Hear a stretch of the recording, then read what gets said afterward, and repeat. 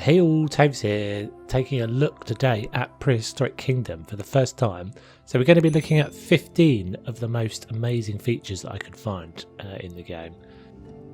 So it's not out yet, at the time that I'm recording this it's not out yet, but it's very very soon and the hype is real.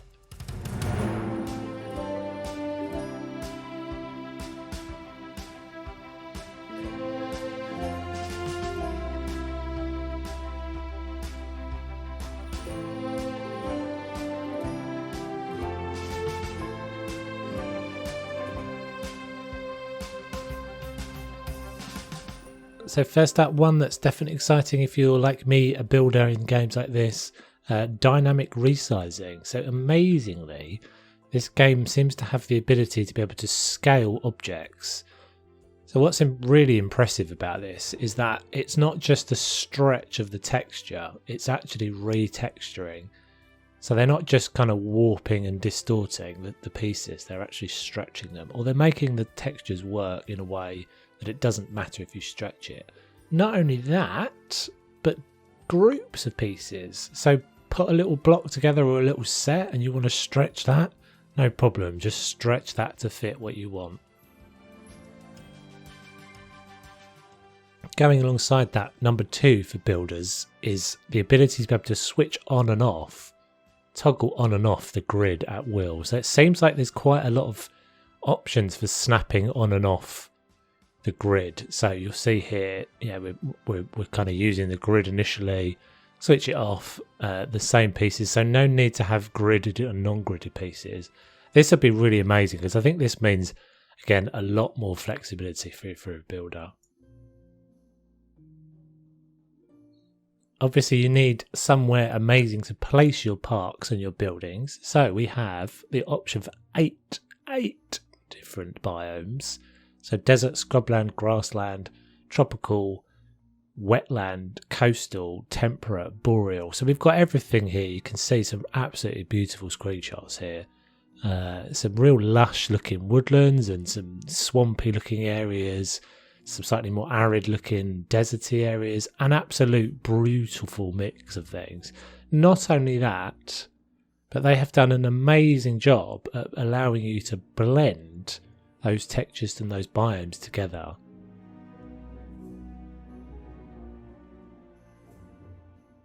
But we don't want a zoo just on a flat piece of land. You want to be able to sculpt and bend and shape it to whatever you want, and you can do that with some amazing terrain tools.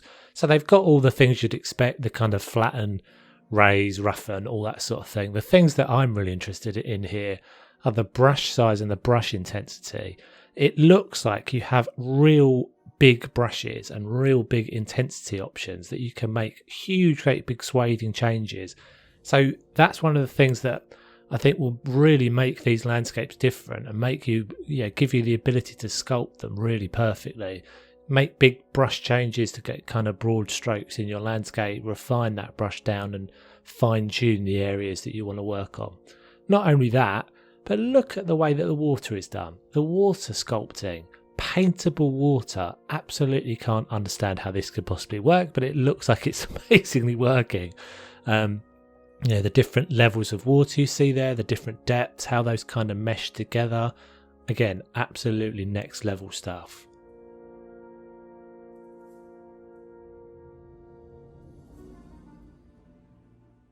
Number 5, the trees and foliage and all the undergrowth options that we've got here are absolutely incredible. Some absolutely stunningly beautiful screenshots here of all those different biomes coming together again. And then again, the ability to be able to use brushes and paint these things like you're painting a canvas is unbelievable.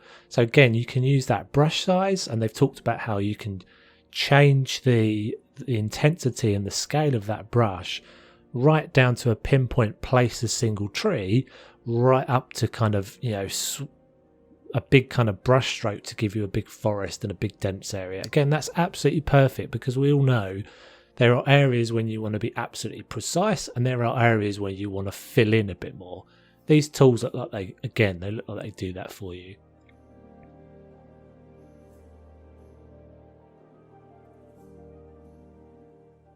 So next up we're looking at the skybox and the detail, the amount of work they've put into this. Look how stunning these look.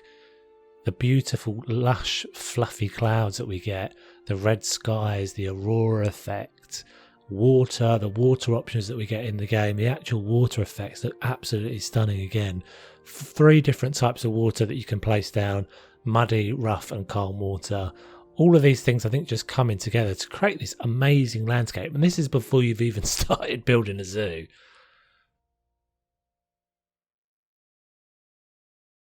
So number 7, it's time to get some animals in. And how does that happen? They don't just appear. You have to go and dig them up. You have to find them. So this is in the non-sandbox modes of the game. It's all about discovery. There's this whole kind of science level behind the game. Go out, discover, dig sites, dig up species, and that's how you unlock new species to put in your park. Looks really clever, looks really cool, super interesting. Again, that's in the non-sandbox modes of the game, so you've got the option just to kind of go out and grab the animals if you want, I'd assume, in sandbox.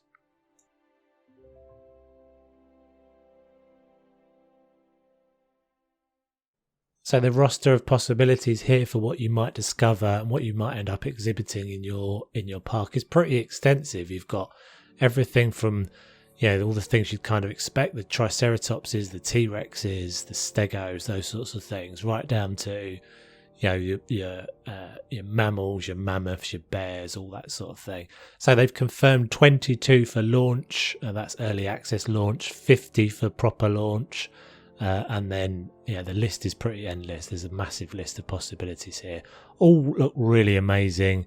Lots of possibilities for where they could go with this. I don't think they've discussed any kind of aquatics yet, but obviously you can see that coming probably further down the line.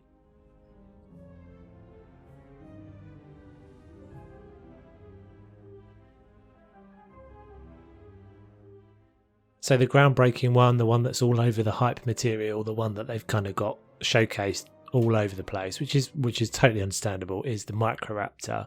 So here you see it flying around its little aviary, amazing stuff. They have confirmed, unfortunately, this is basically an exhibit animal, so it doesn't have kind of a pathing AI. It's got a loop animation. Still, I think this is going to be more than adequate.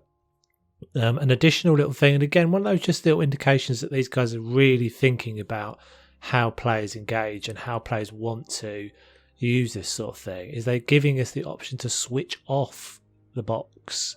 So the exterior edge of the box will be a thing you can switch off, and that will allow you to just kind of blend it in with multiple other ones, I would assume, and you're using a kind of a sandbox setting where you create your own kind of exhibit based around this kind of central tree.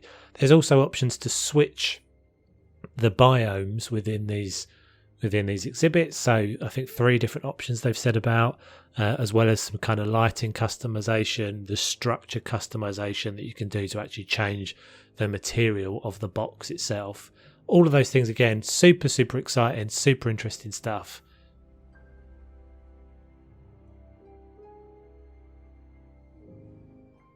Number 10. So each animal has a possible variant as well. So there are species variants as well as colour variants and pattern variants. They've talked about this a few times in different streams and in some of the literature, and it does look really interesting. Some of them, I think, some of the more sort of prestigious high-end animals, I believe, will have 4 colour variants, and some of the lowers will have 3. Super interesting. Alongside that, amazing work in kind of vocalization, so you'll be listening to them all with your unique sounds and then unique vocalizations. I'm absolutely looking forward to hearing the cacophony of noise from my dinos all over the zoo.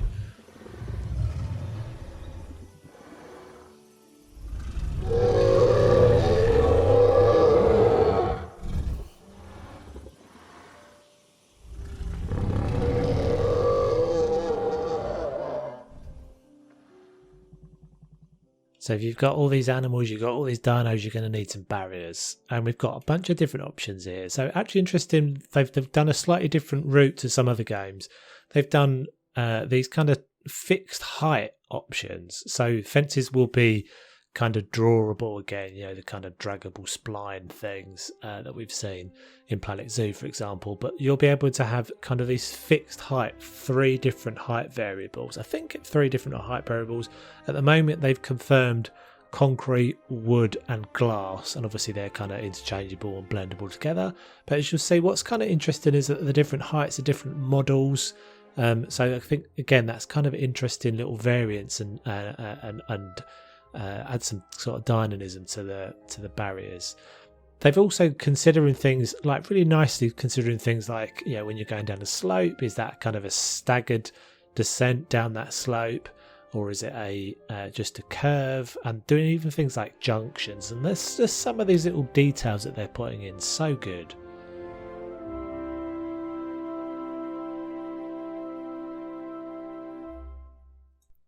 So some of those bigger barriers for the bigger dinos are going to have power needs, they're going to have power requirements, and obviously we've all seen what happens when the power goes out in a Jurassic Dino Park.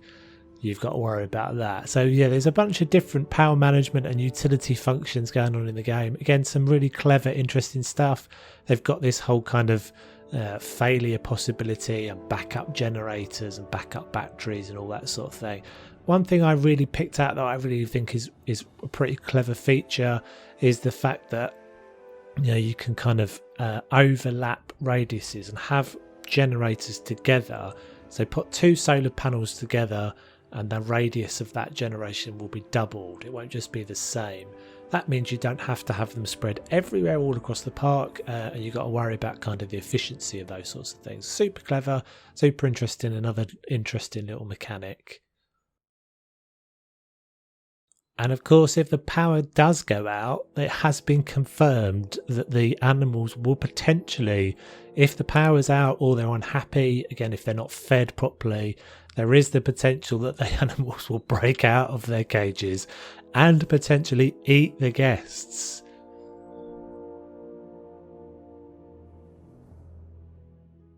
Number 14, and so if that is happening, you need to jump in the nearest vehicle and make a dash for it. So you've got Ranger Jeeps that they've been talking about.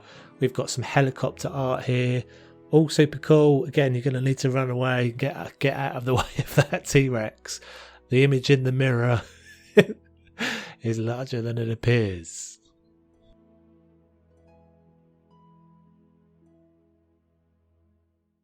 And lastly, do not forget to use the in-game tool to take screenshots. So yeah, this is a replacement for ads. It's a little clever little thing actually that they've done here. The virtue of knowing that the value of a screenshot for your marketing and your promotional material. So yeah, they've built in, so not just for people that have got NVIDIA chips, so you won't need to use it Ansel. They have built into the game an awesome little screenshotting tool here, which looks cool. So yeah, as you probably can tell, I'm super hyped for the game. Very, very excited. The alpha access, so early access alpha, is opening up on the 18th of March. So that's just over a week away from where I'm recording this. And then it'll be in early access for a while. They've talked about the fact that early access alpha will be staying open, and then when they'll basically in the future add beta. We'll be covering this loads on the channel. I have lots of plans. I'm super excited, as I said. And yeah, stay tuned for more. Do drop questions, or if you've missed anything, I think I've not covered anything, do drop them in the comments below. Drop a like. Don't forget to subscribe. My name is Toves, and I shall catch you guys on the next one. Take it easy.